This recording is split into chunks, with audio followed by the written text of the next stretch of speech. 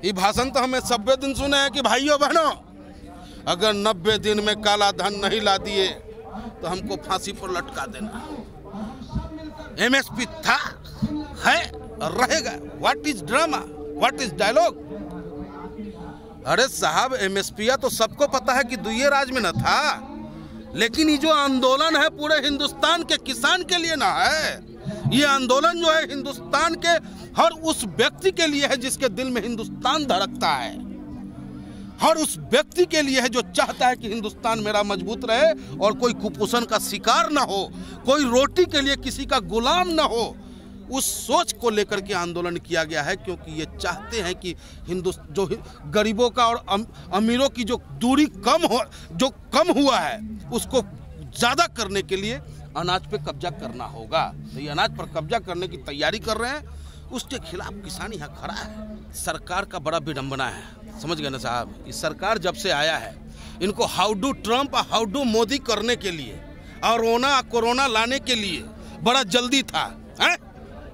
और उस टाइम में जब विदेश से ट्वीट होता था कि मोदी इज गुड, मोदी बहुत लोकप्रिय हो रहा है, तो ताली पीटता था अंधभक्त गोदी मीडिया की, वाह जी हमारा मोदी ऐसा, हमारा मोदी वैसा।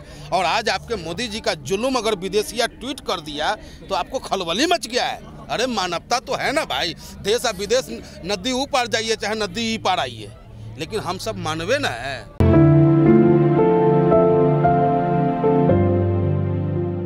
किसने कहा आपको कि किसान ढीला पड़ गया है? अरे सरकार ने ढीला पड़ गया है साहब, गजबे बतिया रहे हैं आप।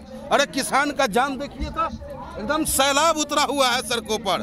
हाँ, प्रधानमंत्री जी के लिए आप कह सकते हैं कि उनके रोने से हो सकता है उनको एहसास हो गया हो कि भाई जैसे टिकैत साहब के वजह से भीड़ आ गया तो हमारा रोने से जो है भीड़वा कम हो गया। लेकिन ये गोदी मीडिया कहेगा, आप लोग कहेंगे तो अच्छा मैसेज नहीं जाएगा। कहे कि आप लोग जो हैं लोकतंत्र के रक्षक हैं और वाकई अपनी जिम्मेदारी को निभा रहे हैं। लोकतंत्र में 4 खंभा है ना साहब, न्यायपालिका, कार्यपालिका, विधायिका और पत्रकारिता। तो चौथा खंभा की जिम्मेदारी पूरी ईमानदारी से निभा रहे हैं आप लोग। आपको धन्यवाद, बधाई।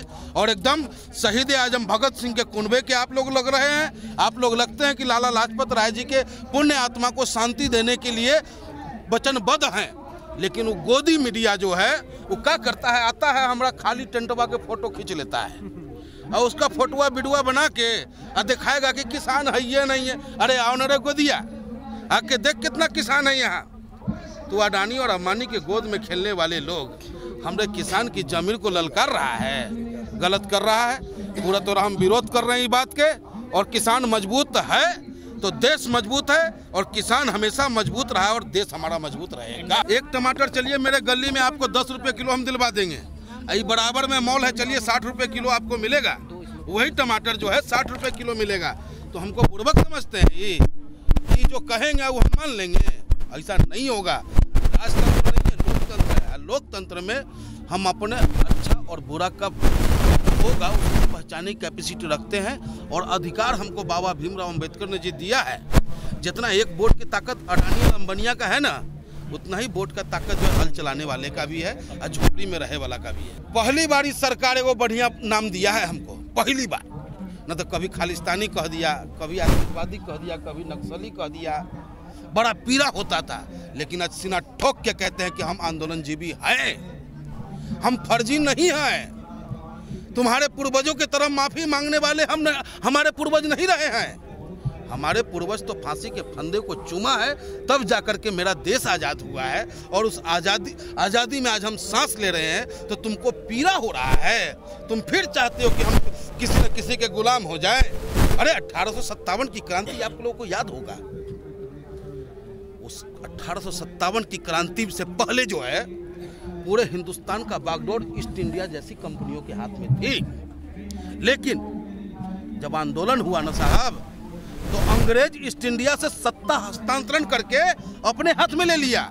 लेकिन ये मेरा सरकार, इतना आंदोलन हो रहा है, जबरदस्त आंदोलन है, जन आंदोलन है। ये किसी राजनीतिक पार्टी का आंदोलन नहीं है, हर हिंदुस्तान का दिल इसमें जुड़ा हुआ है आंदोलन से। और बाद भी सरकार के कान पर जू नहीं रेंग रहा है। और ये आज भी जो है हिंदुस्तान की ताकत को व्यापारी के हाथ में देना चाहता है, जिसका विरोध किसान करता है, करता रहेगा जब तक ये 3 काला कानून वापस नहीं हो जाता। कहाँ दे रहे हैं जवाब, कहाँ दे रहे हैं जवाब? उसी राज्यसभा में प्रोफेसर राम गोपाल यादव जी ने बारीकी से समझाने का काम किया।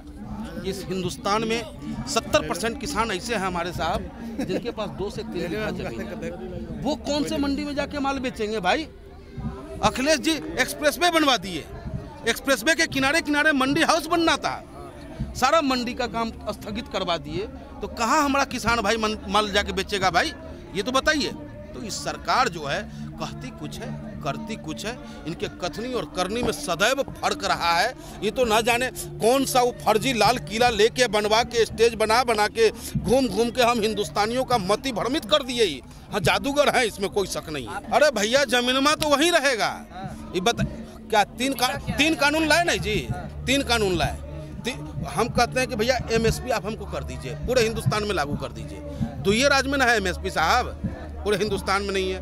हम इनसे कहते हैं कि साहब जमाखोरी पर कानून बना दीजिए कि जमाखोरी एक लिमिट होगा कि एक व्यापारी 1000 कुंटल अनाज रख सकता है, 1000 कुंटल से 1 किलो फालतू नहीं रखेगा। क्यों? बहुत पैदा होता है, किसान के पास जगह नहीं है, किसान के पास जगह नहीं है। FCI कहाँ चला गया?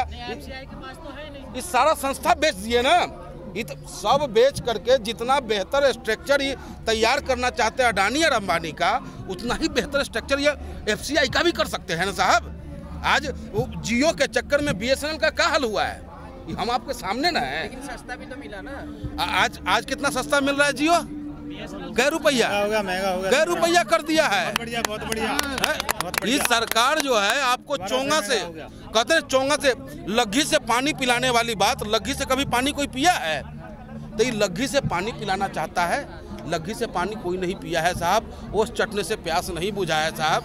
ये सरकार जो हमको ओस से प्यास जो बुझवाना चाह रहा है, आज तक जो भी बात किए हैं हमारे साथ, जो भी वादा किया हमारा हिंदुस्तानी के साथ, ये वो भी अगर पूरा किए होंगे तो हम इनके खिलाफ बोलना बंद कर देंगे। 15 लाख वो भिखारी बनाना चाहते हैं हमको। अरे हम देश के मालिक ना हैं, वो 2000 रुपया दे के हमको भिखारी समझ रहे हैं और हमारे माल पर ऐश कर रहे हैं। हमको कहते हैं खिलौना बनाओ, कुत्ता पालो, और ओकरा कमाई से वो हवाई जहाज पर दौड़ेंगे। उनका एक दिन का 24 घंटे का 1,65,00,000 रुपया खर्चा है उनके सुरक्षा पर। आप समझते हैं बात को?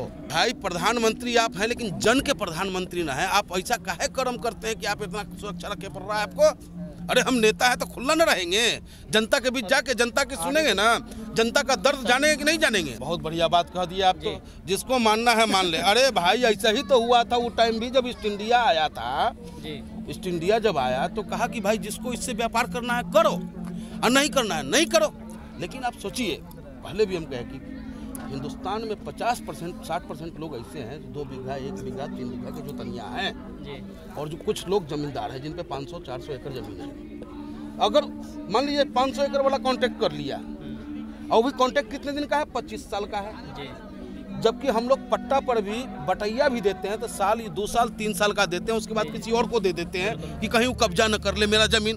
अभी 25 साल उसमें बोएगा धनिया, हमको चाहिए गेहूँ, तो हम कहाँ जाएंगे? केरला लेने? 15 साल बाद तो वैसे ही मालिकाना हक हो जाता है। फिर 15 साल बाद मालिक, तो ये बुड़बक समझ रहे हैं, चारों तरफ से घुमा फिरा करके हम कहें ना कि मिला जुला के इनका नीति है यही। आप समझिए बात को, देखिए सुनिए ना, समझिए इस बात को कि ये लड़ाई जो है किसान अपना नहीं लड़ रहा, अपने बेटों का नहीं लड़ रहा है, हिंदुस्तान की वजूद के लिए लड़ रहा है। नहीं तो जैसे उस जमाने में हमारे बाप दादा गुलाम थे 2 वक्त रोटी के लिए, कि रोटी जो दे देगा उसके खेत में काम करेगा, वही हालात यहाँ पैदा कर देगा साहब। आप समझिए बात। हमारा नेता जो निर्णय लेगा उस निर्णय में हिंदुस्तान का हर किसान और किसान का बेटा अपना ताकत के साथ रहेगा। और सुन लीजिए, 2 अक्टूबर वो दिन है जो राष्ट्रपिता महात्मा गांधी जो साउथ अफ्रीका को सबसे पहले आज़ाद कराए थे, और तब आए हमारे इंडिया में, इंडिया को आज़ाद कराए। तो 2 अक्टूबर को हो सकता है कि हम इस काला कानून से भी आजाद हो जाएंगे। चुनाव होती रहेगी, सत्ता आता रहेगा जाता रहेगा। अभी हमारा मकसद चुनाव को प्रभावित करना नहीं है, हमारा मकसद बिल्कुल, हम सब वोटर हैं, लेकिन इस सरकार के कान पर जू काहे नहीं रेंग रहा है? इसका एक और खेल है, क्या कि चुनाव जैसे ही हो जाएगा ये फिर कोनो गुफा में चले जाएंगे और वहां से EVM हैक हो जाएगा। इस चक्कर में इनके कान पर जू नहीं रेंग रहा है। आने वाले टाइम में हिंदुस्तान के लोकतंत्र को बचाने के लिए EVM के खिलाफ भी कार्रवाई होगी।